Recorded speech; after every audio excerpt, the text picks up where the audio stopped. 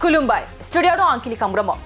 गोबां बिबांनि अखा हानायनि जाहोनाव धेमाजि जिल्लायाव गिख्रंथाव दैबाना जादों। धेमाजि जिल्लायाव गोबां बिबांनि अखा हानायनि जाहोनाव माहारियारि 12 नं राजा लामानि सायाव गोबां दै बासावदों।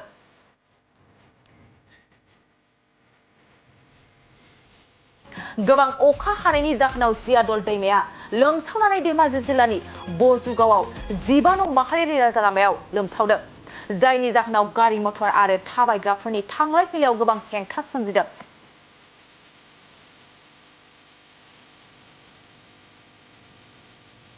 आरो बेजों लोगोसे गोबां बिबांनि अखा हानायनि जाहोनाव बजुगावजों लोगोसे गोबां गामिफोरखौ लोमसावदों।